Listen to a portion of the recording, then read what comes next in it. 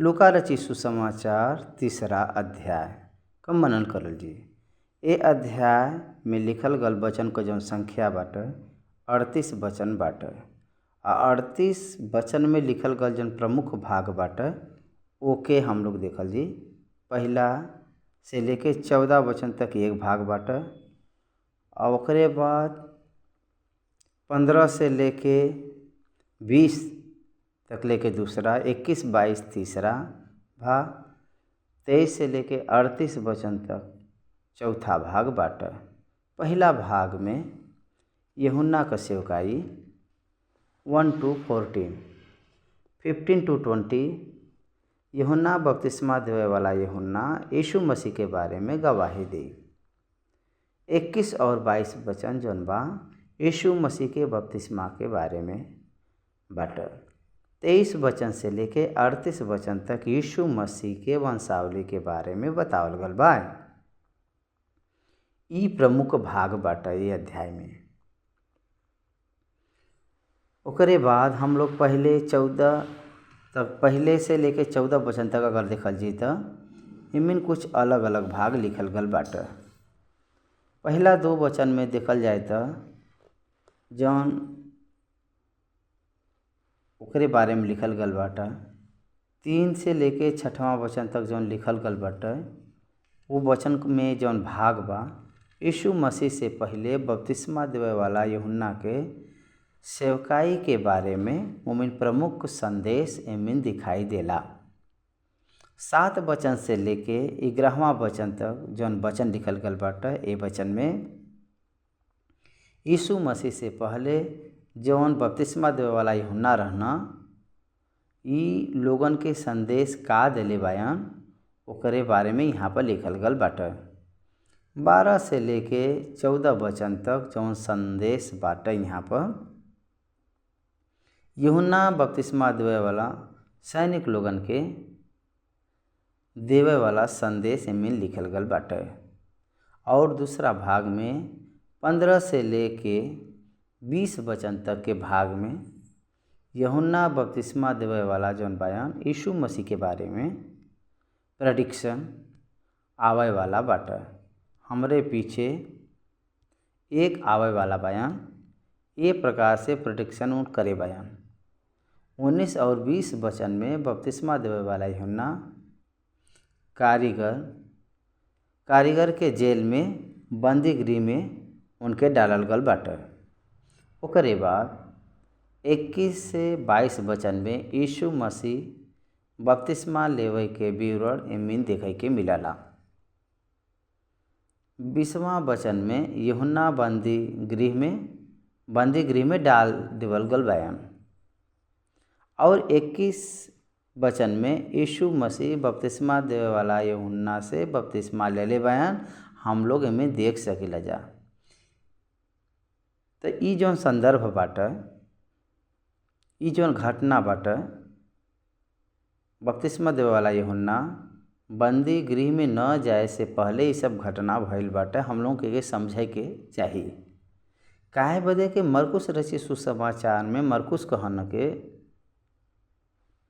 जब समय पर पूर्ण भ रहल तो यीशु मसीह प्रचार करे लगना ये प्रकार से कहल गल बाटे। बपतिस्मा देवे वाला यूहन्ना बंदी गृह में डालने के बाद में जेल में उनके यीशु मसीह आपन प्रचार करब वहाँ से शुरू करे बान हम लोग समझ सकिला जा। तो यही बदे बपतिस्मा देवे वाला यूहन्ना बंदी गृह में न डालने से पहले ही यीशु मसीह का बपतिस्मा का कार्यक्रम हो चुकल बाटे। हम लोग समझ सकिला जाए ये बात के। ओकरे बाद बपतिस्मा देवे वाले यूहन्ना बंदी गृह में चल गल बा। बंदी गृह में बपतिस्मा यूहन्ना देवे वाला गैले के बाद में 23 वचन के अनुसार यहाँ पर यीशु मसीह अपने सेवकाई के शुरू करे बान हम लोग समझ सकिला जा। यीशु मसीह पब्लिक मिनिस्ट्री यहाँ पर शुरू करे से पहले वो एक जंगल में गैल बयान, जहाँ पर शैतान उनके ले गए रहल और शैतान के द्वारा उनकर परीक्षा लेवल गल बाटे। एकरे बारे में मत्ती में एकरे बारे में लिखल गल बाटे। मिनिस्ट्री में नए आवे से पहले ही उनके परीक्षा लेवल गल बाटे। हम लोग यहाँ पर देख सकीला जा यीशु मसीह का परीक्षा लेवल गल बाटे शैतान के द्वारा, और परीक्षा खत्म होले के बाद में ऊ सेवकाई में आल बयान। मत्ती, मार्कुस, लूका ये तीनों सुसमाचार के अगर देखल जी त हम लोगन के एकरे बारे में विवरण स्पष्ट रूप में दिखाई देला। एकरे बाद का बाटे, अगर हम लोग क्रम रूप में रखल चाही जाता, यूहन्ना का प्रेडिक्शन, यीशु मसीह का बपतिस्मा के बाद में परमेश्वर परीक्षा लेवले के बाद यूहन्ना बपतिस्मा देवे वाला बंदी गृह में डालल जाई। बंदी गृह में डालने के बाद में यीशु मसीह मिनिस्ट्री में आल बयान। ये क्रोनोलॉजिकली एक्सेप्ट भइल बाटे, लेकिन यहाँ पर एक एक लेखक अलग अलग प्रकार से लिखत आल गयल बयान। एके हम लोगन के जाने के बाटे, समझे के चाहिए। लूका रची सुसमाचार 21 और 22 वचन में यीशु मसीह बपतिस्मा लेने के बाद में पवित्र आत्मा उनके ऊपर उतर के आई। ये हम लोगन के यीशु मसीह के पवित्र आत्मा उतर एकरे बारे में हम लोगन के बतावाला। ओकरे बाद 23 वचन से लेके बाकी वचन में यीशु मसीह के वंशावली मरियम के आधार तौर पर लिखल गल बाटे। मरियम के जरिया, मरियम के पिताजी का नाम हेली नहीं तो एली, कुछ लोग हेली कहना और कुछ लोग एली कहना। उनसे लेके आदम तक जीनियोलॉजी जौन वंशावली बाटे बतावल गल बाटे। मत्ती रची सुसमाचार में जौन बतावल गल बाटे वो यीशु मसीह का वंशावली बाटे। रॉयल लाइनेस जिके कहल जाला। एकर मतलब दाऊद के पुत्र के रूप में प्रकट करे बदे मत्ती लिखे बान वंशावली के। यही बदे वो यूसुफ का वंशावली हवे, वो यूसुफ का वंशावली बाटे। यूसुफ दाऊद के कौने प्रकार से उनका रिश्ता बाटे ओकरे बारे में लिखत अब्राहम तक गल बयान। 40 लोगन का जनरेशन यहाँ पर देखे के मिलला। लेकिन लूका रची सुसमाचार में 3 अध्याय में 62 जनरेशन देखे के मिलला। एकर मतलब यीशु मसीह से लेके आदम तक पीछे गल बयान। काहे बदे के उत्पत्ति का पुस्तक 3 अध्याय का 15वां वचन में हवा से बात करत समय, सर्प से बात करत समय स्त्री का संतान अइहा कही के शैतान का सर कुचलल जाई कहल गल बाटे।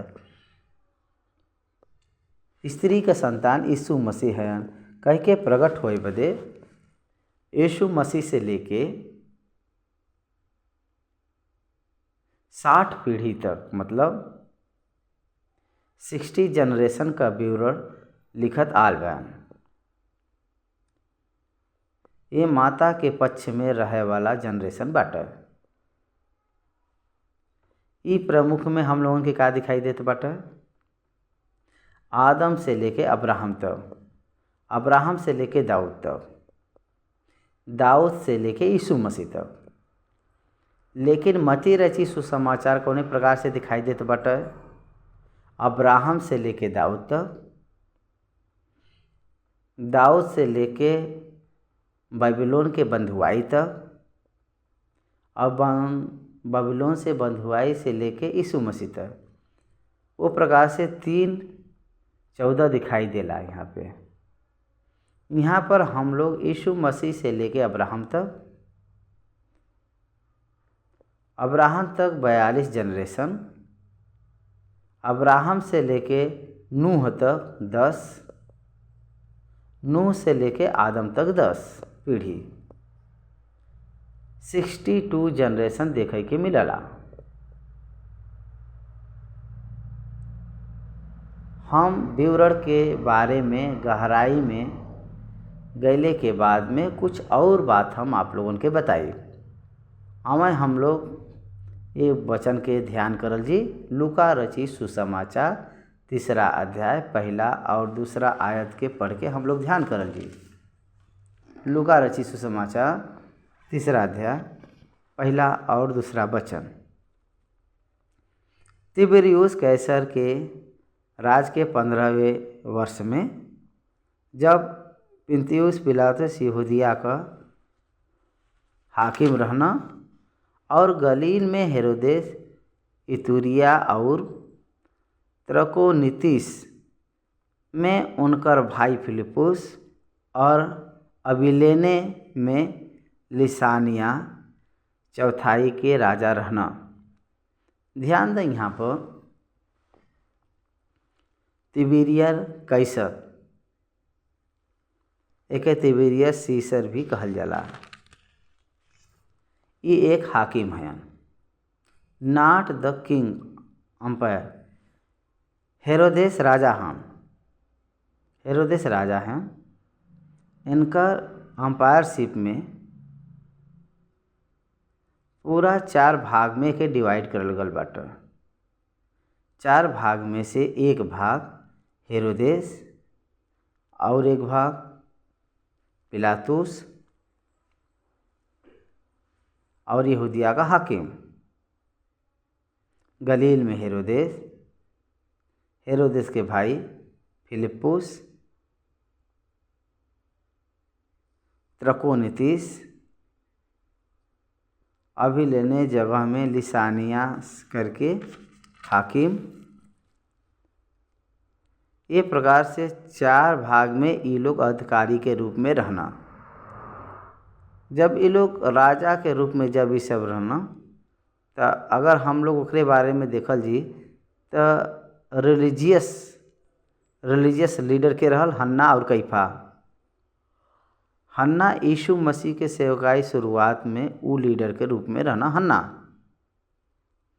प्रधान याजक के रूप में हन्ना रहना। कैफा जौन यीशु मसीह के क्रूस के समय में प्रधान याजक के रूप में कैफा रहना। यीशु मसीह के बपतिस्मा के समय प्रधान याजक के रूप में हन्ना रहना।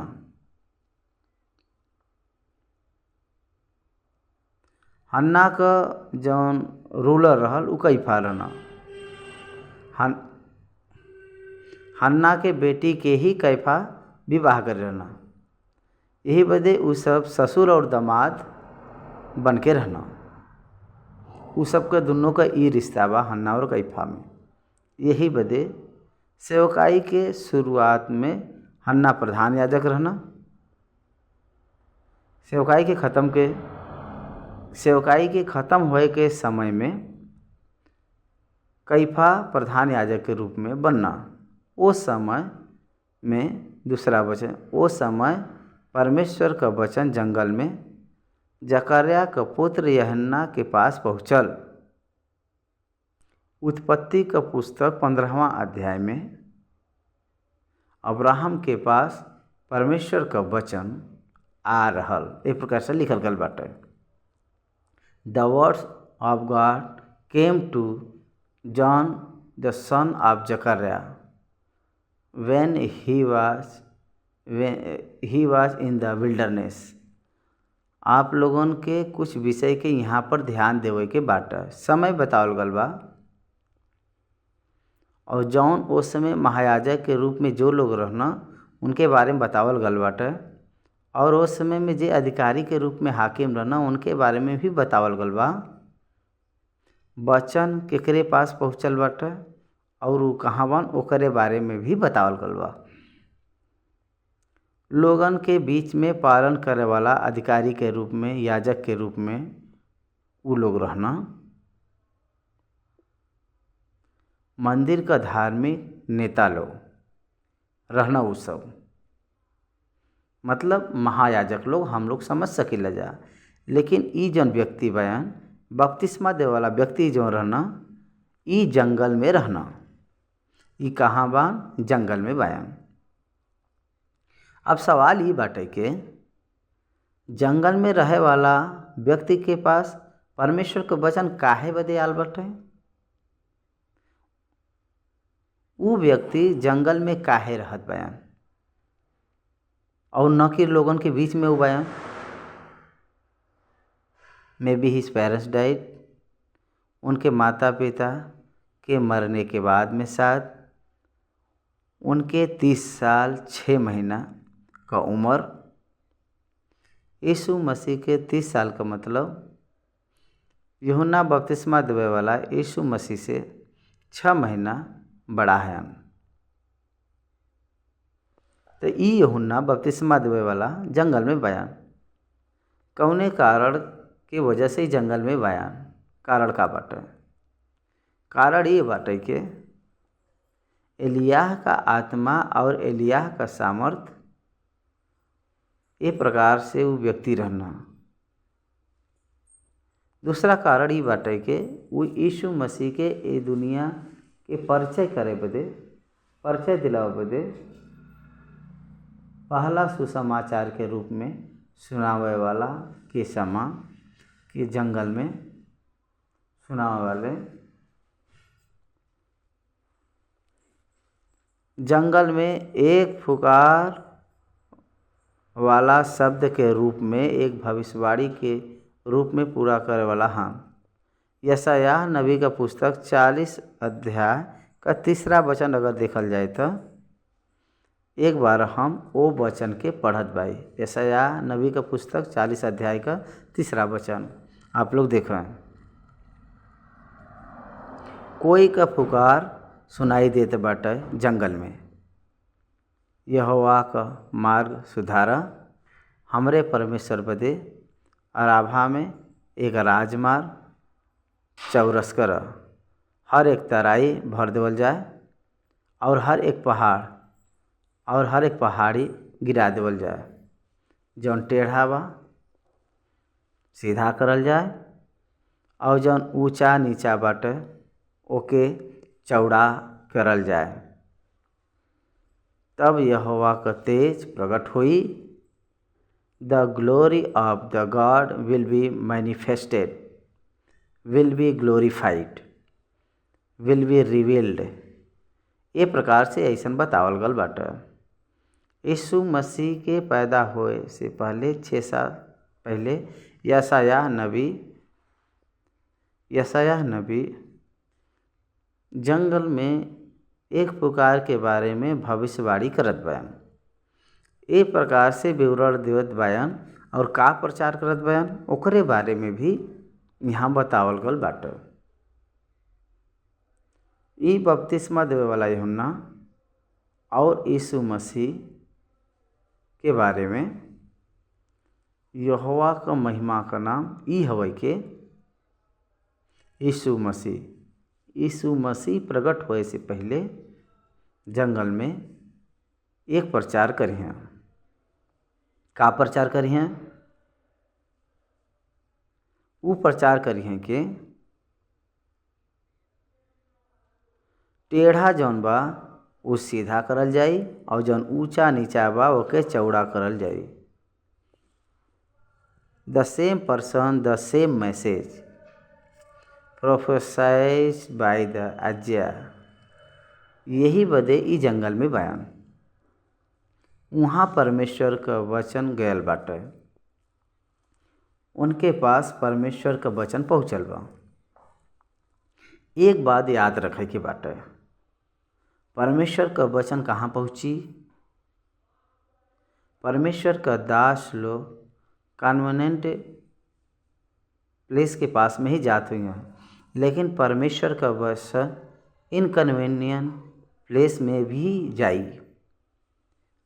का आप लोग ये बात के समझत बायन? परमेश्वर का वचन कहीं भी जा सकला। जंगल में जा कर के अगर कोई हमसे कह दही तो के जाई वहाँ पर? जहाँ जनता रहला वहाँ रहे बदे सब लोग इच्छा रहल चाहना। भलाई के परिस्थिति के बीच में भी हम लोग रह के सोची ले जा। लोगन के बीच में रहब हम लोग पसंद कर ले जा, लेकिन जंगल में जाके पुकारब का but it is the fulfilment of the prophecy. लोगन के बीच में अगर पुकारा जाए तो अचंभा का बात नहीं बाटे। जंगल में से पुकारा समय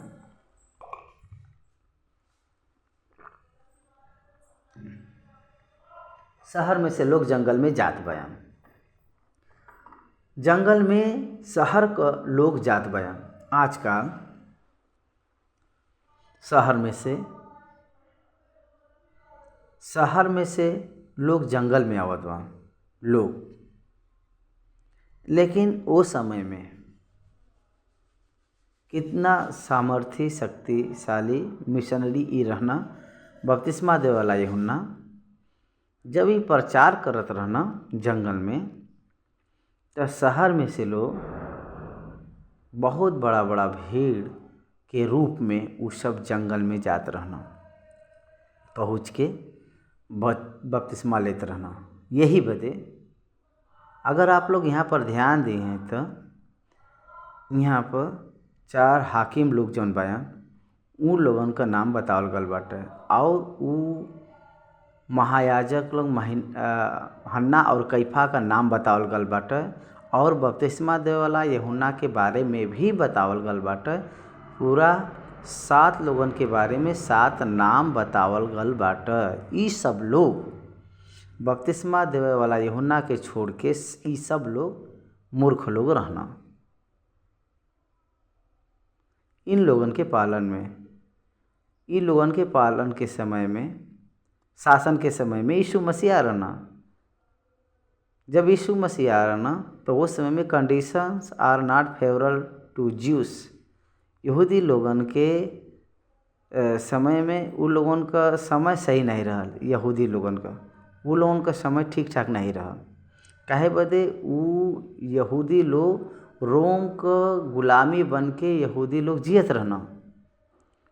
वो लोग टैक्स देते रहना, चुंगी देते रहना, और अपने खुद के ज़मीन अपने स्वदेश में से भी वो लोग परदेशी के रूप में निवास करत रहना।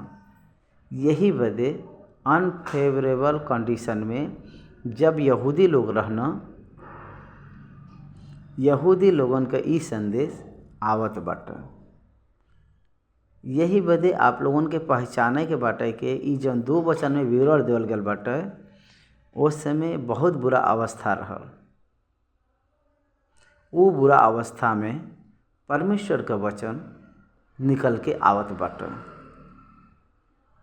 ये प्रकार से हम लोग समझ सकीला जा। AD 14 से लेके AD 34 तक कैसर पालन कर रहना, और रोमन गवर्नमेंट जन बा फिलिपुस और पिलातुस, ये लोग यीशु मसीह के उनके सेवकाई के शुरुआत से लेके अंत तक यह गवर्नर के रूप में पिलातुस रहना वहाँ पर। और हेरोदेस सेम पीरियड में गलील में हाकिम के रूप में रहना, गवर्नर के रूप में रहना,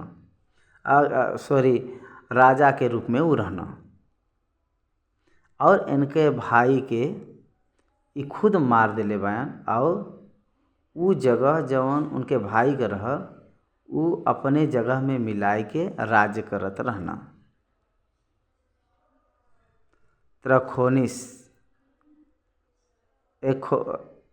त्रखोनीतिस जन बाटे ई जगह कब्जा कर ले बा, और उनके खुद के भाई के मार के और मिलाए के राज्य करत बा।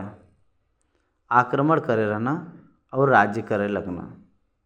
काहे बदे के फिलिप्पू के पत्नी का नाम हेरोदिया रहल।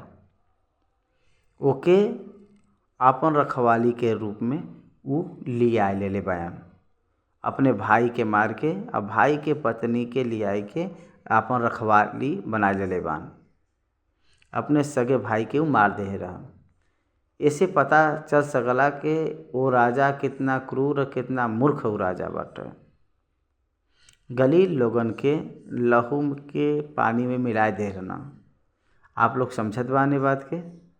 यही बदे बहुत क्रूर व्यक्ति बा। सच में वो बहुत डेंजरस क्रुएल्टी मेटालिटी बाटे। उनकर मेटालिटी जनबा क्रूएल डेंजरस मेटालिटी बाटे। वही प्रकार से पिलातुस के बारे में भी ऐसा लिखल गल बाटे, लहू के चुड़ैल के समान बाटे। बहुत लोगन के क्रूस पे चढ़ाई के मरवा दे रहल। ये बदे इतना भयानक लोग, डेंजरस लोग शासन के रूप में उ सब अधिकारी रहना, शासन करत ना। परमेश्वर के वचन वहाँ पर भेजल जात बाटे। आफ्टर लॉन्ग गैप परमेश्वर का वचन वहाँ पर आवत बा। आफ्टर लॉन्ग गैप हम आपके एक अचंभित वचन, एक बात हम बाइबल में से बतावल चाहत भाई। वही होए के साइलेंट पीरियड कह के ई जौन बाटे मलाकी से लेके मती तक, वो दोनों के बीच में साइलेंट पीरियड कह के एक समय बाटे। साइलेंट पीरियड कहाँ ब्रेक भल बाटे? जकरिया जब धूप के वेदी में धूप डालत रहना, परमेश्वर का दूत आई के संदेश देवे से फिर ओकरे बाद 30 साल गॉड्स रेवलेशन नहीं दिखाई देला। फिर यूहन्ना वहाँ पर परमेश्वर का वचन आल बाटे। यही बदे वचन अइले के बाद में यूहन्ना के फिर हम लोगन के यीशु मसीह का आरोहण जब तक नहीं भल बा तब तक एक स्पेशल पीरियड रन भइल बाटे। वहाँ पर वो यीशु मसीह के सेवकाई का समय रहल, सेवका काल रहल। ओकरे बाद प्रेरित लोग book of acts 2nd chapter में पेंतिकोस के दिन कलीसिया का निर्माण भइल बाटे। प्रेरित लोग अपोस्टल्स जौन बयान वो लोग ईयरली चर्च वहाँ पे हम लोग देख सकीला जा। यही बदे समय से जुड़ के बाइबल का ग्रंथ आगे बढ़ल बाटे। हम लोग स्पष्ट रूप में यहाँ पर देख सकीला जा। यही बदे परमेश्वर कौन सा समय में कब वो अपने सर्व योजना के निर्माण करना, वो अपने हिसाब से चलावना। यहाँ पर जौन बाटे परमेश्वर का वचन अइले पर ह्यूमन इंटरफेयरनेस नहीं बाटे। मनुष्य जे चाहला तो ये बदे वाल बान ऐसा नहीं, बल्कि परमेश्वर देवल चाहत रहना, ये बदे वो आल बयान। ये बात के हम लोग समझ सकेला जा। यहाँ पर हम लोग 2 वचन ख़त्म करे बजाय 3रा वचन से लेके 6वां वचन तक हम लोग ध्यान करल जी। ये वचन में द पर्पस ऑफ जॉन्स मिनिस्ट्री, हर एक घाटी भर देवल जाई और हर एक पहाड़ ढीला नीचा करल जाई, और जौन टेढ़ा बा सीधा और जौन ऊंचा बा नीचा वो चौरस मार्ग बन जाई, और हर एक प्राणी परमेश्वर के उद्धार के देखी हैं। 3रा वचन से वो यर्दन के आसपास के सारा प्रदेश में जाय के पाप का क्षमा बदे मन फिराव का बपतिस्मा का प्रचार करे लगना। पाप का क्षमा बदे मन फिराव का बपतिस्मा यूहन्ना जौन प्रचार करे रहना, वो मन फिराव का बपतिस्मा का प्रचार करे रहना। आज के कलीसिया पालन करे के जौन बपतिस्मा बाटे उ अनुग्रह का बपतिस्मा हवा। अनुग्रह के विषय में बपतिस्मा बाटे। वो जमाने में वो दिन में रिपेंटेंस बदे बपतिस्मा लोग लेवत रहना, पश्चाताप बदे बपतिस्मा लोग लेत रहना। It's not for salvation, it's for correction. It is the advance sign of real matters, advanced sign of real baptism. आवे वाला जौन यीशु मसीह के द्वारा जरिया देवे वाला के द्वारा ई एक पहिला देवे वाला बपतिस्मा देवल जात बाटे। बपतिस्मा देवे वाला यूहन्ना के द्वारा। वास्तविक रूप में अगर देखल जाए तो न्यू टेस्टामेंट के जौन पीरियड बाटे ई जौन बपतिस्मा देवे वाला यूहन्ना बायन जौन ई बपतिस्मा देत बायन उ ओल्ड टेस्टामेंट के पीरियड के हिस्सा में आवला। बपतिस्मा देवे वाला यूहन्ना जौन बपतिस्मा देत बायन उ ओल्ड टेस्टामेंट में आवला, लेकिन प्रेरित लोग जौन देले बान बपतिस्मा उ नया नियम का बपतिस्मा हवा। प्रेरित लोगों के जौन चीज़ कहल गल बाटे उ अनुग्रह के द्वारा बपतिस्मा देले बान। अनुग्रह के द्वारा उद्धार, कृपा के जरिया, कृपा के द्वारा मिले वाला उद्धार विश्वास के जरिया हम लोग पाइले जा। विश्वास ही परमेश्वर देना और अनुग्रह भी परमेश्वर देना, यही बदे उद्धार बदे जौन पावे वाला बपतिस्मा बा। बपतिस्मा के जरिया हम लोग उद्धार नहीं पाई सकेले जा।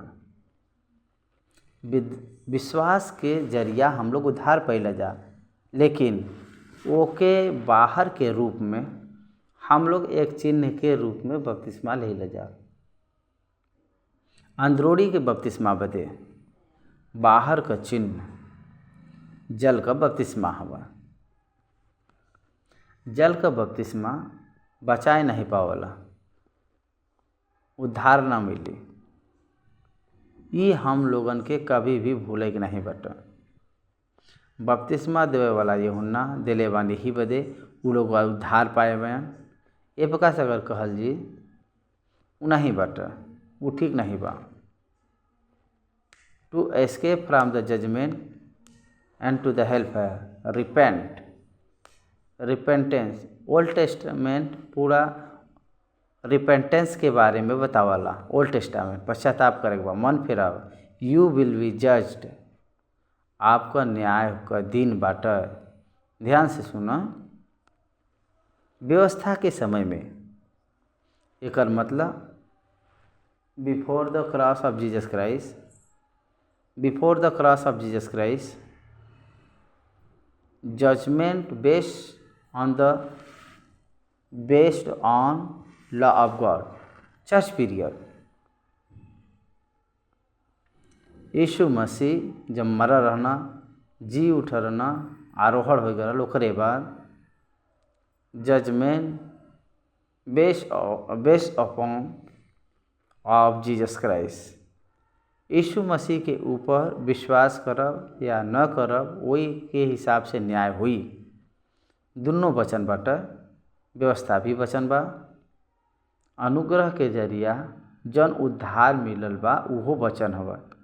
यीशु मसीह के रिवील होने के बाद में, यीशु मसीह के प्रकट होने के बाद में, यीशु मसीह के विश्वास करे से ही, यीशु मसीह के विश्वास करे से ही परमेश्वर के विश्वास करे के जैसा बाटे।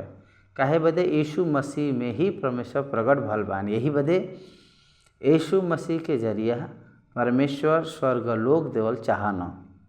यही बदे कलेसिया के न्याय, कलेसिया के काल में जो लोग रहत न उनकर न्याय यीशु मसीह के विश्वास करे से या विश्वास न करे से यही के द्वारा न्याय हुई। Whether you believe or not, that should be taken for the judgement at the period of the judgement time. यही बदे अगर हम लोग देखल जी तो परमेश्वर का वचन बहुत स्पष्ट रूप में हम लोगन के न्याय के याद दिलावला। यही बदे न्याय का दिन एक हवे। न्याय मनुष्य के नियमित कैले के बाद एक प्रकार से परमेश्वर के साथ नया पृथ्वी पर रही हैं और नरक में जौन शैतान के साथ जे लोग नरक में रहला, जौन डिसाइडमेंट हुई जजमेंट के दिन में। यही बदे before the judgement 4,000 year agreement 7 years tribulation, before the 7 years tribulation, rapture of the church,